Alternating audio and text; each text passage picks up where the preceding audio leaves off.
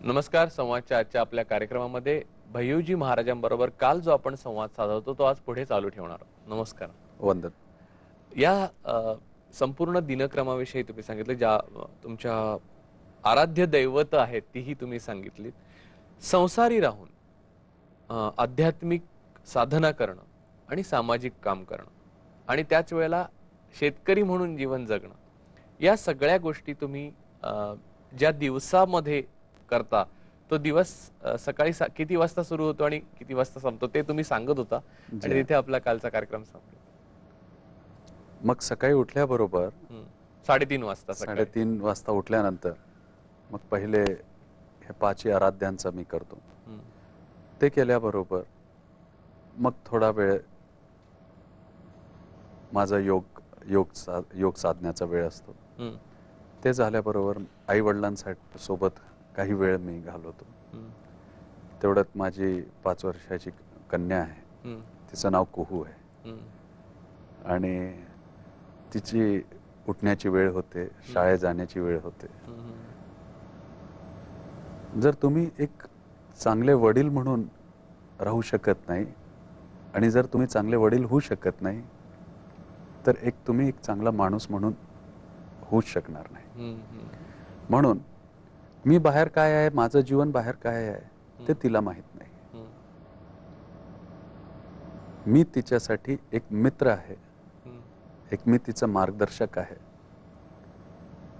एक मी तिचा एक चांगला कंपॅनियन आहे, हे म्हणून मला तिला फिलिंग द्यायची. ज्या पद्धतीने माझ्या आई वडिलांनी मला घडवलं तेच वारसा पुढे चालायला पाहिजे. कारण शेवटी संस्कार हे आईपासून मिळतात आणि संघर्ष वडिलांपासून मिळतो. ते एकत्र आले तर पुरुषार्थ, आणि त्याच्यामध्ये गुरु ज्ञानाची जर जोड मिळाली तर तो कर्म मध्ये परिवर्तित होतो आणि ह्या सगळ्या योगाला कर्मयोग म्हटलं जातं. तर मग जो तुमचा मार्ग आहे जी, तर मग तिला तयार करणे, तिच्याशी बोलत राहणे, आपले जे इंडियन आयडल्स आहेत, आपले जे आदर्श आहेत भारतातले, तिच्याबद्दल थोडं थोडं शॉर्ट स्टोरी इंडियन आयडल. जी जी बिलकुल बिलकुल. नीतिमूल्य आधारित जे आदर्श आहेत त्यांच्याबद्दल सांगत राहणे आणि सहज तिच्याबरोबर वेळ घालून 8-8:30 वाजता तिची शाळेला जाण्याची वेळ होते. तिला शाळेत सोडून यायचं, जवळच आहे. शाळेतून सोडून आल्याबरोबर आमचे मीटिंग्स लागतात सगळ्या प्रोजेक्ट्सचे. वेगळे वेगळे क्षेत्रात जे जे काही प्रोजेक्ट्स चाललेले आहेत त्याचा आढावा येतो पर डे. म्हणजे कुठेही जर फील्डवरचा व्यक्ती आहे, ऑफिसवरचा व्यक्ती आहे, कुठलाही व्यक्तिमत असेल, त्यांनी ते अपडेटिंग करायचं. डाटा एंट्रीज असतात, किती लोक आले, कोण कोण लोक भेटले, त्यातले मेडिकल सेक्टरचे कोण कोण होते, लॉ सेक्टरचे कोण कोण होते, टेक्निकल सेक्टरचे कोण कोण होते. मग त्या एनर्जीजला आम्ही आयडेंटिफाईड करतो. इवन किती लेटर्स आले, त्याबरोबर किती टेलिफोन्स आम्ही अटेंड केलेत, किती टेलिफोन्स राहिलेत, त्यांना कॉल बॅक करणे. शेवटी रिलेशन हा महत्वाचा भाग आहे. See, relation is the biggest capital. सध्याच्या युगामध्ये पैसा हा कॅपिटलच नाही आहे, रिलेशन इज द कॅपिटल. आणि जर तुम्हाला सोशल रिफॉर्मिंग करायचं असेल तर प्रत्येक व्यक्तीला जोडून चालावं लागेल. शेवटी कॉन्स्टिट्यूशन कशाला दिलं तुम्हाला कंट्रीनी, तुमच्या कंट्रीमध्ये डेमोक्रेसीमध्ये, की प्रत्येक वर्गाला प्रवाहामध्ये आणण्यासाठी आणि अंतिम व्यक्तीपर्यंत स्वास्थ्य, शिक्षा आणि धर्म पोचायला पाहिजे आणि प्रत्येकासोबत न्याय मिळायला पाहिजे. तर न्याय कसं देता येऊ शकतो? एक उदाहरण सांगतो आपल्याला. धर्मराज युधिष्ठिर एकदा दरबारमध्ये बसले होते, काहीतरी चिंतनामध्ये आपल्या राजदरबारींसोबत व्यस्त होते. तेवढ्यात एक याचक त्यांच्या जवळ आला आणि त्यांनी विचारलं, मी थोडा लवकर बोलतो ह्याला. एक याचक आला आणि त्यांनी विचारलं की महाराज मला मार्गदर्शन करा, मला न्याय द्या. महाराजांनी सांगितलं की उद्या ये, मी तुझ्यासोबत उद्या न्याय करीन, उद्या मार्गदर्शन देणार. तो नैराश्य होऊन ते राजदरबारातून बाहेर पडत होता. तेवढ्यात भीम भेटले त्यांना. भीमाने विचारलं त्यांना की युधिष्ठिरच्या दरबारातून असं नैराश्य होऊन कोण चालला आहे? तर उत्तर मिळालं. त्यांनी म्हटलं की त्यांनी मला उद्या बोलवलंय, मला आजच गरज आहे, मला आजच गरज आहे. तो त्यांच्या युवराज भीम त्याच्या कानात काही बोलतात, तो जाऊन तिथे आनंद ब्रह्म नगाडा वाजवायला सुरुवात करतो. युधिष्ठिरची तंद्रा तुटते. युधिष्ठिर विचारतात, हे कोण नगाडा वाजवतोय? युवराज भीम म्हणतात की जे आत्ता गेलं तुमच्याकडे, ज्याला तुम्ही उद्या बोलवलंय न्याय देण्यासाठी. तर म्हणे, का? मी तर त्याला उद्या बोलवलंय. तर ते उत्तर देतात, की त्याला पूर्ण विश्वास झालाय की त्याचा राजा इतका ज्ञानी आहे की त्यांनी काळ आणि वेळेला पण वशमध्ये करून घेतलेलं आहे. म्हणजे उद्या तो न्याय देण्यासाठी स्वतःही जिवंत राहणार आणि तोही राहणार. आणि आणि न्याय मिळवण्यासाठी म्हणजे मी पण जिवंत राहणार आहे आणि तोही जिवंत राहणार आहे. तर काळ आणि हे वेळ हे फार महत्वाचं असतं जीवनामध्ये. आपल्याला वाटतं की वेळ चाललेला आहे, पण आपलं शरीर पण त्याच्यासोबत चाललेलं आहे. वो शरीर क्या जो अस्तित्व न जाने, वो आत्मा क्या जो विरक्ती न जाने. शेवटी तुमचा जन्म कशासाठी झाला? विकासासाठी. आणि विकास कशासाठी करता? तुमचे अस्तित्व निर्माण करण्यासाठी. आणि अस्तित्व निर्माण करण्यासाठीच तुम्हाला हे राष्ट्र, समाज आणि मानवतेची जी गुंफण आहे ते बांधावं लागते. आणि त्यासाठी एक रिलिजियस सोशल इंजिनिअरिंगचं जे कन्सेप्ट आहे ते आपण त्याच्यामध्ये फर्स्ट टाइम इंट्रोड्यूस केलं. आणि त्यामुळे प्रत्येक व्यक्तीला आपण एक स्ट्रीम मध्ये आणतो आणि सगळ्यांना समान रूपाने समावून घेण्याचं एक मानस ठेवून आणि हे कार्य केलं, सुरुवात केली. आणि त्यामुळे काय होतं, लेटर्स आलेत, फॅक्स आले, ईमेल्स आलेत, ते सकाळी चेक्स असतात आणि सगळीकडचे रिपोर्ट्स येतात. प्रत्येक प्रोजेक्टचा आम्ही डेली रिव्ह्यू घेतो. जर मी टूरवर आहे, जर मी बाहेर आहे, तर ते पूर्ण सेटअप असतात आणि आल्याबरोबर आम्ही त्याचं डिसिजन घेतो. ह्या सगळ्या गोष्टींमध्ये 12-12:30 वाजतात. त्याच्यानंतर 2 वाजता नंतर लोकांना भेटण्याची वेळ असते. 2 ते नंतर मग जेवढे लोक येतात ते भेटतात. आणि मग कधी इमेज बाइंडिंग मध्ये नाही बनलो तर त्यामुळे कसं आहे की मुक्त जीवन जगतो. तर कोणाला केव्हा आपली कशा रूपात गरज लागणार ते सांगता येत नाही. आणि त्या लोक सर्व प्रकारची कामं घेऊन येतात ना तुमच्याकडे, व्यावसायिक कामं सोडून. नाही, व्यावसायिक कामं सोडून. कामं म्हणजे दुःख. जी. कारण कसं आहे, तुम्ही कोणाला काही देऊ शकत नाही हे माझी मान्यता आहे. कोणाच्या जीवनाचा भाग्य बदलू शकत नाही, पण तुम्ही त्यांच्या सुख दुःखामध्ये सहभागी होऊ शकता. जसं मुंबईचा बॉम्ब ब्लास्ट झाला होता. मुंबईचा बॉम्ब ब्लास्ट झाल्यानंतर माझ्या मनात एक भावना झाली, 100 कोटीच्या वरच्या या राष्ट्रामध्ये किमान तरी आपल्याला जर आतंकवाद, दहशतवादाला जर उत्तर द्यायचं असेल तर दहशतवादाचे बळी पडलेले आपले जे समाज बांधव आहेत त्यांचं मूल म्हणून मी तिथं जायला पाहिजे, एक भाऊ म्हणून तिथं जायला पाहिजे. आणि ते 107 परिवारांना मी मुंबईचे 3 दिवस राहून आणि भेट घेतली त्यावेळी. आणि जे नॉन आयडेंटिफाईड 251 लोक होते ज्यांनी खरोखर तिथं सेवा केली होती, त्यांना शोधून काढलं आणि त्यांचा सन्मान केलं. तर शेवटी दहशतवादाला उत्तर देण्यासाठी हे म्हणजे ज्यांनी धैर्य आहे, ज्यांच्यामध्ये साहस आहे, ज्यांना भय नाही आहे, अशा व्यक्तींना जर आपण सन्मान केलं, त्यांच्यासोबत सुख दुःखामध्ये सहभागी झालो तर बरंच परिवर्तन. मोठी गोष्ट आहे. माणूस मेन स्ट्रीम मधून बाहेर जात नाही.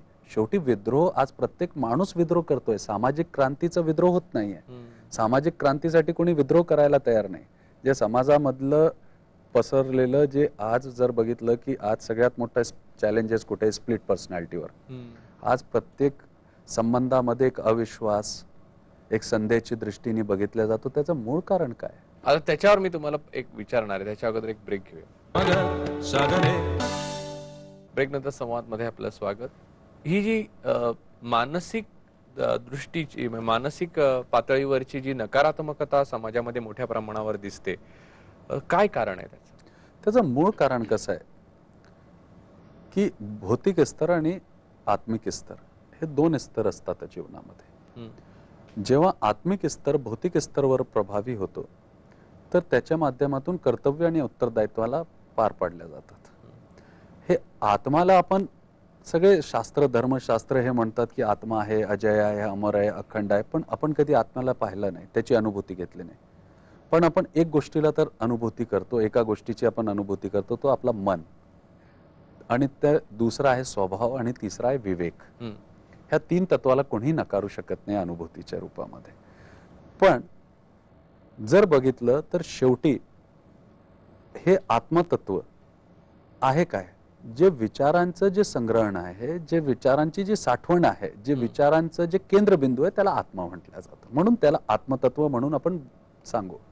तर जशी विचारांची बांधणी असते, तर हे जे म्हणजे सद्विचारांचं आत्मस्तर असतं, तर हे जर भौतिक स्तरावर प्रभावी होतं, तर काय होतं, कर्तव्य आणि उत्तरदायित्वाच्या माध्यमातून आपल्याला एक ज्ञाननिष्ठ, कर्तव्यनिष्ठ आणि धर्मनिष्ठ असं व्यक्तिमत्व म्हणून समाजाच्या पुढं, माणुसकीचे पुढं आणि राष्ट्राच्या पुढं नेऊन उभा करतो. पण भौतिक स्तरावर जर आत्मिक स्तरावर जर प्रभावी ठरलं, तर काय होतं, संवेदन विहीनता निर्माण होते.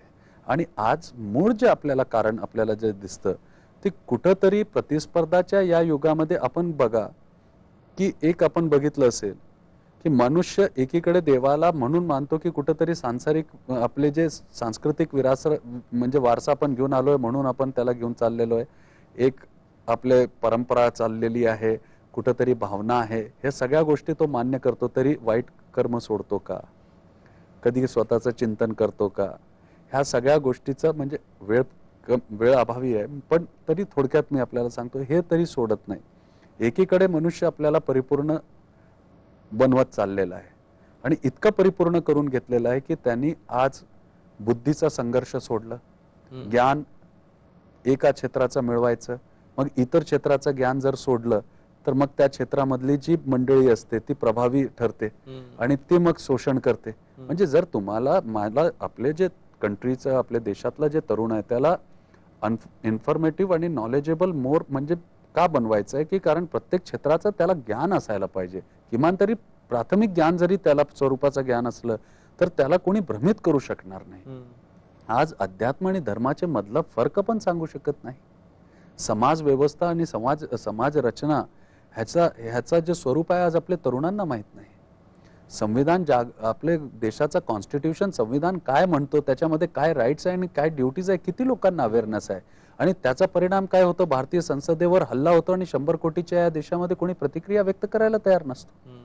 शेवटी राष्ट्रभक्तीचं उदाहरण जर आपल्याला घ्यायचं असेल तर आपण जपानवरून आणतो की एक चोर जर चोरी करून पळत होता तर जजनी त्याला विचारलं का रे बाबा तू पळाला का नाही, तर तो सांगतो की तो स्पष्टपणे सांगतो की माझा देशातला राष्ट्रगान चालू होतं. ज्या देशामध्ये बाबू सुभाषचंद्र बोस जन्माला आले असेल, शहीद भगतसिंग जन्माला आले असतील, ज्या देशामध्ये छत्रपती शिवरायांनी जन्म घेतला असेल, ज्या देशात महात्मा गांधी सारखे थोर विचारवंत जन्माला आले असतील, त्या देशामध्ये राष्ट्रगान, राष्ट्रभक्तीचं उदाहरण पण आपल्याला जपानवरून आणावं लागतं. ह्याचा विचार करायला पाहिजे. आणि म्हणून आपण जे आहे मूळ जे आपलं जे प्रश्न होतं, तर ज्या ज्या युगामध्ये अर्थनीती मूल्यवर प्रभावी होतो तो युग म्हणजे कलियुग, आणि ज्या ज्या युगामध्ये नीतिमूल्य अर्थावर प्रभावी होतात तो युग म्हणजे सतयुग. आता ट्रस्टच्या माध्यमातून जी कामं उभी राहत आहेत आणि राहिलेली आहेत, त्यातलं जे कृषी क्षेत्राशी तुमचं जे लहानपणापासून नातं आहे, कारण कृषी कारण मी शेतकरी आहे म्हणून त्याचं मला दुःख आणि वेदना आणि आनंद हे सगळ्या गोष्टीची अभिव्यक्ती आहे. त्यातला जो सगळ्यात महत्वाचा म्हणजे शेतकऱ्यांच्या महाराष्ट्रात होत असलेल्या आत्महत्या ज्या आहेत त्याच्यावर मूलभूत स्वरूपाचं आणि मोठं काम तुम्ही ट्रस्टच्या माध्यमातून केलेलं आहे आणि त्याचा कोणताही गवगवा न करता त्याच्याबद्दल थोडं सांगा, पण एका ब्रेकच्या नंतर. ब्रेक नंतर संवाद मध्ये आपलं स्वागत. तर शेतकऱ्यांच्या आत्महत्यावर मूलगामी असा उपाय करण्याचा प्रयत्न तुम्ही ट्रस्टच्या माध्यमातून केला, त्याच्याबद्दल. निश्चितपणे अन्न जल दारिद्र्यता ही असंख्य वर्षाची त्रासदी आहे. प्रत्येक युगामध्ये जनसंख्याच्या अनुपातावर आपण अन्न आणि जलचं नियोजन करून दारिद्र्यतापासून मुक्त होतो. तो युग म्हणजे सतयुग. आणि ज्या युगामध्ये जनसंख्याच्या अनुपातमध्ये अन्न आणि जलचं नियोजन होत नाही आणि समाज दारिद्र्यमुक्त होत नाही, तो युग म्हणजे कलियुग म्हटला जातो. हे कलियुग आणि सतयुगचं डेफिनेशन. आता जेव्हा इंडिपेंडन्स मिळाला होता, स्वातंत्र्यता मिळाली होती, तर GDP मध्ये 55% रेव्हेन्यू जनरेशन आपण ॲग्रिकल्चर सेक्टर पासून मिळवायचं. आज 23% ॲग्रिकल्चर सेक्टर पासून आहे, 28% इंडस्ट्रियल सेक्टर पासून आहे आणि 51% जवळपास आपण सर्व्हिस सेक्टर पासून आहे. ह्याचं कारण काय, सगळ्यात पहिलं आपण हे शोधू आणि मग त्याच्यानंतर आपण हे मुद्द्यावर येऊ की काय कशासाठी हे कामं गरजेचे आहेत. पहिला मुद्दा जे आहे जिरायती शेतीचा प्रश्न. हा एक मोठा प्रश्न आपल्या देशाच्या समोर आव्हान म्हणून उभा आहे. राष्ट्राच्या समोर जे दहशतवाद सारखा एक आव्हान आहे, कन्या भ्रूण हत्यासारखी विषम परिस्थिती आहे, ग्लोबल वॉर्मिंग सारखे आज जे म्हणजे प्रश्न आपल्या समोर उभे राहतात, तर त्याचप्रमाणे ह्या देशाचा अन्नदाता, ह्या देशाचे अर्थव्यवस्थाचा कणा म्हटला जाणारा आज शेवटी आत्महत्याला विवश होतो किंवा आज त्याची जी परिस्थिती ती हालाकी होते, तर त्याचे मूलभूत कारण काय आहे? तर एक जिरायती शेतीचा प्रश्न, त्याच्यापासून बेरोजगारीचा प्रश्न, त्याच्यापासून उत्पन्न असलेला भ्रष्टाचारिताचा प्रश्न. आपल्या देशामध्ये भ्रष्टाचारिताचा प्रश्न का सुटत नाही हे एक मोठा विषय आहे. पण आपण कधी विचार केला का 51% रेव्हेन्यू जनरेशन आपल्याला सर्व्हिस सेक्टर पासून येतो आणि ज्या देशामध्ये, ज्या राष्ट्रामध्ये, ज्या विचारधारामध्ये सेवा संकल्प बनते तर राष्ट्रधर्म मध्ये परिवर्तित होते. पण जर सेवा मजबुरी झाली की माझ्या आई वडिलांची सेवा करायची आहे, माझ्या बायकोची हाऊस पूर्ण करायची आहे, माझ्या बायकोची हाऊस पूर्ण करायची आहे, माझ्या मुलांना चांगलं शिक्षण द्यायचं आहे, गाडी घ्यायची, बंगला द्यायचा आहे, तर मग सेवा मजबुरी झाली तर ते भ्रष्टाचार मध्ये बदलते. आज आपण MBA फायनान्सेस देतोय कॉर्पोरेट सेक्टर मध्ये, आज सर्व्हिस इंडस्ट्रीज मध्ये, आपण ग्लोबलायझेशन मध्ये, IT सेक्टर मध्ये आज मोठे आज आपण म्हणजे आज मोठे कार्य करत आहोत. आपण प्रगतीची आज विकासाची उंच झेप घेतलेली आहे. पण तरी आपण पर कॅपिटल इन्कम जर बघितलं तर ₹5.25 आहे. आणि दुसरीकडे आपण जर बघितलं, दुसरीकडे जर आपण आज जर बघितलं की आज आपण सगळी हे उंच झेप घेत असताना आज जे पॅकेजेस 1.5 लाख 2 लाख रुपयाचे असायचे आज ते 15 लाख रुपयापर्यंत पोहोचले. पण त्या 15 लाख रुपयाचे पॅकेज मिळवणारे आज एक तरुणाला 10,000 रुपये खर्च करण्यास राष्ट्र, समाज आणि मानवतेसाठी खर्च करण्यासाठी संवेदना नाही. मग शेवटी आपण कसं म्हणणार की आपण भारतीय आहोत? हे महात्मा गांधीचं राष्ट्र आहे, हे महात्मा ज्योतिबा फुलेंचं राष्ट्र आहे, हे छत्रपती शिवरायांचं राष्ट्र आहे. म्हणून आज सगळ्यात महत्वाचं हे आहे की विषमुक्त अन्न, विषमुक्त वायू, विषमुक्त जल, विषमुक्त बुद्धी, ह्याच्यातच आहे खरी ग्राम समृद्धी. तर ह्यांना विषमुक्त कसं करायचं? तर अर्थ आणि नीतिमूल्याचा समन्वय साधलं तर समाज निर्माण होतो. आणि भारतीय समाजाची ओळख म्हणजे काय? शेतकरी. तर हे शेतकरी प्रश्न, तर शेतकरी हा मोठा एक प्रश्न झालेला आहे. तर विदर्भामध्ये तर तो फारच तर हे प्रश्नाला कसं सोडवायचं हा मुद्द्याचा होता. तर सगळ्यात पहिले आम्ही जे घेतलं प्रश्न, जे सगळ्यात पहिले जी योजना आम्ही आखली, तर विदर्भातले 240 गावांना आम्ही प्रत्यक्षात 2006 मध्ये 1 मे ते 29 जून 2006 पर्यंत आम्ही एक अवेअरनेस प्रोग्राम चालू केला. एक रथ काढलं, हे इतर रथांपेक्षा वेगळं रथ. त्याच्यामध्ये आम्ही काय केलं की सगळ्यात महत्वाचं मला माहित आहे की कुठले परिस्थिती आहे.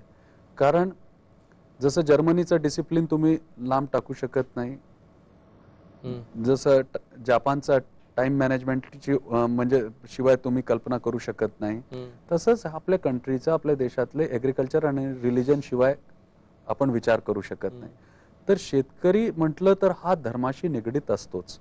आणि धर्म प्रबोधनाच्या माध्यमातून, धार्मिक प्रबोधनाच्या माध्यमातून आपण जर कार्य केले तर बरेच हे होऊ शकतं. तर 240 गावामध्ये 6 जिल्ह्यामध्ये 1000 गावाला जोडणारी ही रथयात्रा जी काढली, तर धार्मिक प्रबोधनाच्या माध्यमातून आम्ही त्याच्यामध्ये व्यसनमुक्तीचा मोठा कार्यक्रम चालवला. व्यसनमुक्ती बरोबर आम्ही अंधश्रद्धा निर्मूलनाचं कार्य केलं.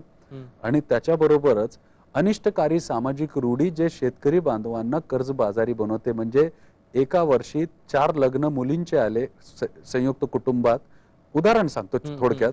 आणि त्याचबरोबर घरातल्या 2 वयस्कर माणसं देवाज्ञाला झाले, तर 13वी साठी लागणारा खर्च, 10व्या साठी लागणारा खर्च, त्याचबरोबर मग तिथे म्हणजे त्यांच्या तीर्थ शांतीसाठी, म्हणजे त्यांचे पितृ शांतीसाठी जाणाऱ्या तीर्थावर लागणारा खर्च, इतर 5000 लोकांना जेवणं, आणि त्याच्याशिवाय मुलींचे जे लग्न झालेले असतात ते वेगळे. हे सगळं जर खर्च बघितलं तर हे पण कर्जबाजारी बनवण्यासाठी एक मोठा भाग आहे. म्हणून आपली अनिष्टकारी सामाजिक रूढी कशी तोडता येईल, ज्या युगातली व्यवस्था, युगातली प्रवृत्ती, युगातली विषमता, मानसिकताला ओळखून प्रतिकूलतेपासून अनुकूल विचार निर्माण करून त्याला आचरणमध्ये आणणारा तत्व आहे, त्याला धर्म म्हटलं जातं.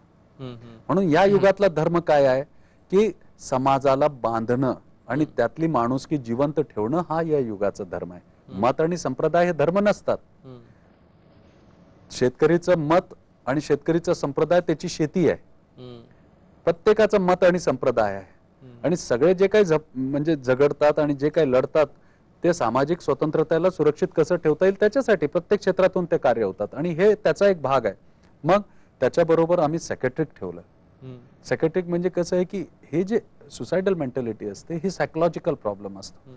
एक शेतकरी प्रगतिशील आहे आणि त्यांनी आपल्या 1.5 एकराचे द्राक्ष बाग लावले. जवळपासच्या परिसरातले सगळे शेतकरी बघतात तो सक्सेसफुल झाला, तो यशस्वी झाला, तर त्याचं अनुसरण करायला सुरुवात करतात आणि संपूर्ण क्षेत्रात विकास होतात. ज्या पद्धतीने स्वित्झर्लंडनी आपल्या घड्याळ निर्मिती करून आपली अर्थव्यवस्थेला सुदृढ केलं त्याचप्रमाणे हे मानसिकतेचं एक प्रतीक आहे. दुसरीकडे जर एक शेतकरी बांधवानी जर सुसाईड केलं तर दुसरं पण करणार. तर म्हणून त्यांना कुठंतरी एक सायकोलॉजिकल म्हणजे एक धैर्य पण देणं गरजेचं आहे. एक सायकेट्रिक मिशन पण आम्ही त्याच्याबरोबर लावलं. परत त्याच्याबरोबर आम्ही लिगल ऍडवायझिंग आम्ही दिलं की कुठल्या म्हणजे लिगल जे इलिगली त्यांना अडकवण्यात आलेलं आहे. कारण सावकारांकडनं बँकांकडनं म्हणजे फार आहे, कारण मी शेतकरी आहे ना, म्हणजे मला माहित आहे आमच्याकडे इतकी शेती असताना सुद्धा जेव्हा म्हणजे रबीची पेरणी यायची तर आम्हाला म्हणजे 2 रुपये शेकड्यावर व्याजावर पैसे मी स्वतः घेऊन आलेलो आहे. मला माहित आहे बियाणे घेण्यासाठी, कारण एवढी मोठी शेती घ्यायची, खर्च लागतो, लागवड लागते, हे सगळं लागतं, तेवढं उत्पादन येत नाही. निसर्गा ओलीत दुष्काळाचा प्रश्न होतो, सुका दुष्काळाचा प्रश्न होतो, कधी इरिगेशन प्रॉपर होत नाही, वीज मिळत नाही, हे सगळे बरेच छोटे छोटेसे प्रश्न त्याच्याशी जोडून येतात. मग हे सगळ्या गोष्टी आहे. तिसरा जे मोठा प्रश्न त्याच्याबरोबर जे जोडलेलं होतं म्हणजे हे थोडक्यात मी आपल्याला सांगतो. लिगल ऍडवायझर आपण दिले, बँकिंग ऑफिसर त्याच्याबरोबर दिले, कुठल्या पिकावर किती व्याज टक्क्याचं आपण म्हणजे कर्ज घ्यायला पाहिजे ह्याची जाणीव करून दिलेली आहे. मग ऊर्जाची बचत कशी करायला पाहिजे, ऊर्जाचा सदुपयोग कसा करायला पाहिजे त्याच्यासाठी कन्सल्टंट्स होते सगळे सेक्टर मधले. मग ड्रायलँड फार्मिंगला हॉर्टिकल्चर मिशनशी जोडून crop management committee, crop coordination committee, crop patterning system, ह्या सगळ्या गोष्टींना जोडून आपण त्याच्यामध्ये एक अवेअरनेस प्रोग्राम दिलं. पण 240 गावं 240 गावामध्ये ह्याच्यामध्ये आकडा आहे एक गोष्टीचा आणि त्याच्यावर जे लागणारं जे खर्च होतं ते फार कमी आहे. ते एक 9 ते 10 लाख रुपयामध्ये ते सगळं आटोपलेलं आहे. फक्त कल्पना शक्तीची उणीव होती ती तुम्ही भरून काढली. जी या देशातले तरुण शक्तीमध्ये खूप ताकद आहे आणि हा देशच तरुणांचा आहे, अनादी काळापासून तरुणांचा आहे. मग जे दुसरी योजना मी जेव्हा ते 240 गावाचा आढावा घेतला तर माझे एक लक्षात आलं की आपले भूमीतली उर्वरा शक्ती ही खूप कमी झालेली आहे आणि त्यासाठी मग आम्ही दुसऱ्या टप्प्याचं अभियान आत्ताच संपवलंय. 330 गावामध्ये 200 गावं जळगाव जिल्ह्याचे आणि 120 गावं अकोला जिल्ह्याचे बार्शी टाकळी तालुक्याचे आम्ही हाती घेतले आणि जमिनीतले मित्र जीवाणू चा प्रभाव वाढून शत्रू जीवाणूंना कशी कमी करता येईल आणि ग्लुकॉनिक टेक्नॉलॉजी आहे आणि नायट्रोजन आणि झिंक ह्याची नॅचरल जे प्रोसेस असतं, सल्फर जे प्रोसेस असते, जे सल्फर आहे त्यांना नॅचरल प्रोसेसनी त्याला भूमीला कसं जागृत करता येईल, फर्टाईल करता येईल. तर सगळ्यात मोठा जर विदर्भातला पण प्रश्न बघितलं तर हे कोणी म्हणजे कोणाचं लक्ष तिथे जाऊन नाही राहिलं. पण आता म्हणजे कृषी मंत्रालय महाराष्ट्र राज्याचे त्यांनी भूमी सुधारण्याचा एक मोठा कार्यक्रम हातात घेतलेला आहे. त्या अनुषंगाने मला निश्चितपणे वाटतं की चांगले परिणाम, त्याचे समाधानकारक परिणाम आपल्याला दिसून येतील. तर हे आम्ही भूमी सुधाराचा एक मोठा कार्यक्रम या संदर्भातले गुरुजी अजून मुद्दे आहेत आणि तेही सगळे आपण घेणार आहोत आणि इतरही योजनांच्या संदर्भात आपण बोलणार आहोत, पण ते उद्या आज आपण इथेच थांबू.